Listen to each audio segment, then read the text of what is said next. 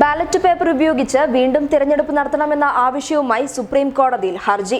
എന്നാൽ ഇതിൽ വാദം കേൾക്കാൻ സുപ്രീം കോടതി വിസമ്മതിച്ചിരിക്കുകയാണ്. ഇവിഎം മെഷീനുകളിൽ നടത്തിയ തിരഞ്ഞെടുപ്പ് റദ്ദാക്കി വീണ്ടും ബാലറ്റ് പേപ്പറിൽ തിരഞ്ഞെടുപ്പ് നടത്തണമെന്നാണ് ഹർജിയിലെ ആവശ്യം. മനോഹർ ലാൽ ശർമ്മയാണ് ഇക്കാര്യം ഉന്നയിച്ച് സുപ്രീം കോടതിയെ സമീപിച്ചിരിക്കുന്നത്. ഇലക്ട്രോണിക് വോട്ടിംഗ് യന്ത്രങ്ങൾ ഉപയോഗിച്ച് തിരഞ്ഞെടുപ്പ് നടത്താൻ അനുവദിക്കുന്ന ജനപ്രാതിനിധ്യ നിയമത്തിലെ 61A വകുപ്പ് ഭരണഘടനാ വിരുദ്ധമെന്നാരോപിച്ചാണ് ഹർജി. ഹർജി പരിഗണിച്ച കോടതി അടിയന്തരമായി വാദം കേൾക്കണമെന്ന ആവശ്യം തള്ളുകയായിരുന്നു.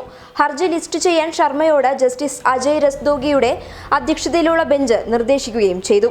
തിരഞ്ഞെടുപ്പിന് മുൻപ് നടന്ന അഭിപ്രായ സർവേകളിലെല്ലാം അവകാശപ്പെട്ടത് രാജ്യത്ത് കോൺഗ്രസ് അനുകൂല തരംഗം ഉണ്ടെന്നാണ്.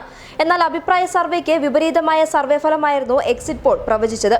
വോട്ടെണ്ണൽ ദിവസത്തിന് മുൻപ് തന്നെ പലയിടങ്ങളിലും തിരഞ്ഞെടുപ്പ് അട്ടിമറിക്കാനുള്ള ശ്രമങ്ങൾ നടന്നതിന്റെ നിരവധി ദൃശ്യങ്ങൾ സമൂഹ മാധ്യമങ്ങളിലൂടെ വ്യാപകമായി പ്രചരിച്ചിരുന്നു. ഇവിഎം മെഷീനുകൾ യാതൊരു സുരക്ഷാ സംവിധാനങ്ങളുമില്ലാതെ ട്രക്കുകളിൽ കടത്തിക്കൊണ്ടുപോകുന്നതിന്റെയും കാറുകളിലും കടകളിലും ഹോട്ടൽ മുറികളിലും ഇവിഎമ്മുകൾ സൂക്ഷിച്ചതിന്റെ ദൃശ്യങ്ങളും ജനങ്ങൾ കണ്ടതാണ്. എക്സിറ്റ് പോൾ ഫലങ്ങൾ കൃത്യമാകുന്ന രീതിയിൽ തന്നെ രണ്ടാം തവണയും BJP സർക്കാർ അധികാരത്തിൽ വന്നു. അന്നു മുതൽ സമൂഹ മാധ്യമങ്ങളിൽ വ്യാപകമായി പ്രചരിക്കുന്ന ഒരു ആവശ്യമാണ് ഇവിഎം മെഷീനുകൾ മാറ്റി ബാലറ്റ് പേപ്പറിൽ വീണ്ടും തിരഞ്ഞെടുപ്പ് നടത്തണമെന്നത്.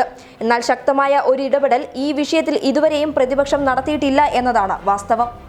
ഇവിഎം മെഷീനിലെ അട്ടിമറി ചൂണ്ടിക്കാണിച്ച് വീണ്ടും തിരഞ്ഞെടുപ്പ് നടത്തണമെന്ന ആവശ്യവുമായി സുപ്രീം കോടതിയെ സമീപിച്ച ശർമ്മയ്ക്ക് ആശ്വാസകരമായ നടപടിയല്ല സുപ്രീം കോടതിയുടെ ഭാഗത്തു നിന്നും ഉണ്ടായിരിക്കുന്നത്.